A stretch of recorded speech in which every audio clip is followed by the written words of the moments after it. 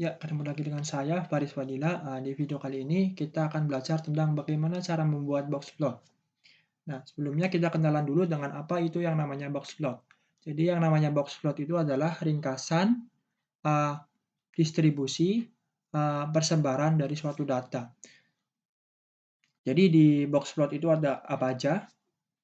Di box plot itu ada data terkecil, ada data terbesar, ada kuartil 1 atau kuartil bawah, kuartil 2 atau median, kuartil 3 atau kuartil atas.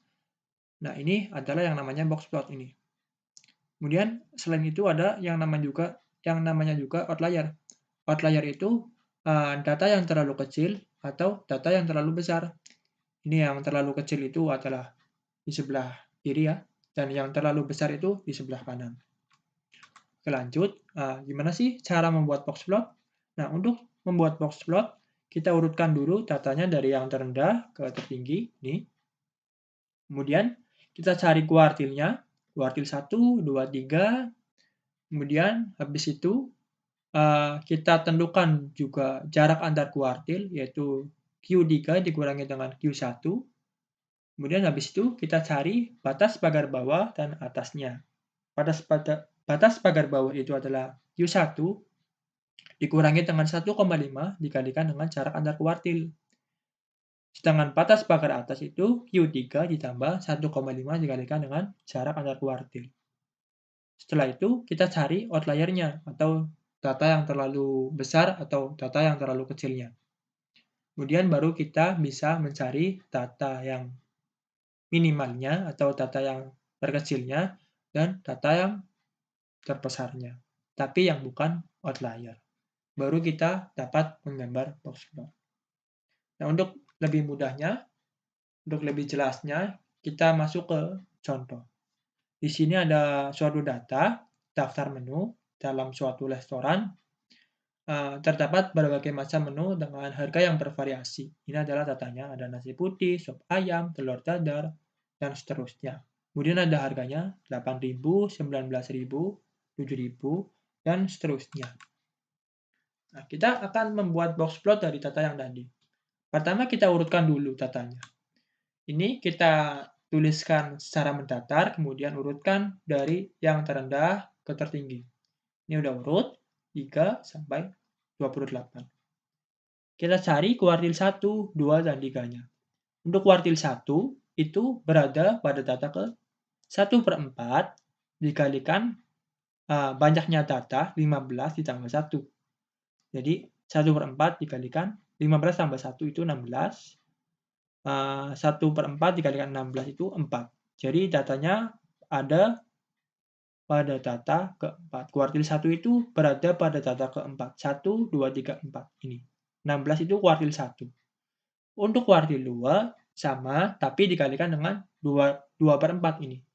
Jadi 16 dikalikan 2/4. Jadi datanya berada pada data ke-8. Ini ya. Data ke-8 itu 19. Ini kuartil 2-nya. Kemudian untuk kuartil 3-nya dikalikan dengan 3/4. Sehingga berada pada data ke-12. Ini ya, 24 itu adalah kuartil ketiga.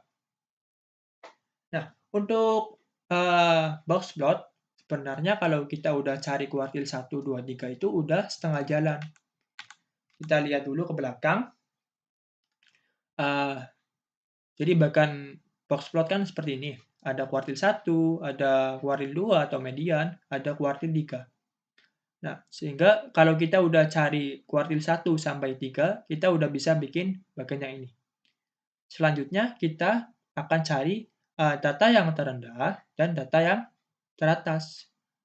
Tapi di sini kita harus tahu dulu, apakah data tersebut itu punya data yang terlalu kecil atau terlalu besar.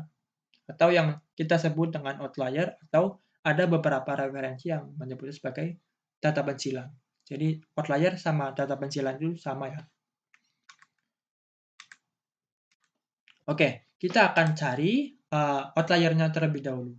Nah, untuk cari outlier, kita tentukan dulu jarak antar kuartil. Jadi jarak antar kuartil adalah kuartil 3 dikurangi dengan kuartil 1. 24 kurangi 16 itu 8. Kemudian tentukan juga batas pagar bawah dan atas. Batas pagar bawah itu U1 dikurangi dengan 1,5 dikalikan dengan jarak antar kuartil. Sehingga batas pagar bawahnya itu 4. Nah, kalau batas pagar atas itu Q3 ditambah 1,5 dikalikan jarak antar kuartil. Sehingga kalau dihitung jarak batas pagar atasnya itu adalah 36. Ini batas pagar bawah dan batas pagar atas. Kita ingat-ingat, ada 4 sama 36. Kita lihat dulu datanya. Jadi 4 sama 36. 4 kan posisinya ada di sini kira-kira ya. Dan 36 kira-kira ada di sini lah ya. Jadi yang termasuk dalam rentang itu adalah yang ini. Data yang ini. Ini dalam rentang batas pagar bawah dan batas pagar atas. Nah, 3 itu kan di luar rentang. Nah, berarti 3 itu data yang terlalu kecil ini. Atau yang kita sebut sebagai outlier. Nah, setelah itu, ini ya, mencari data pensilan outlier. Nah, 3 itu menjadi outlier karena lebih kecil daripada batas pagar bawah. Nah, setelah itu baru kita dapat mencari data terkecil dan data terbesar. Nah, ini 3 kan outlier. Nah, jadi data terkecilnya itu adalah yang ini, 7. Sedangkan data yang terbesarnya itu adalah 28. Setelah data terkecil dan data terbesarnya itu udah ketemu, ini 7 sama 28, baru kita menggambar box plotnya. Kira-kira seperti ini. Ini outliernya 3, ini ada data terkecil 7, ada kuartil 1, 2, 3, dan ada data yang terbesar yaitu 28. Nah, itu kira-kira cara membuat box plot. Kira-kira untuk video kali ini, untuk cara membuat box plotnya sampai ini dulu. See you on the next video and goodbye.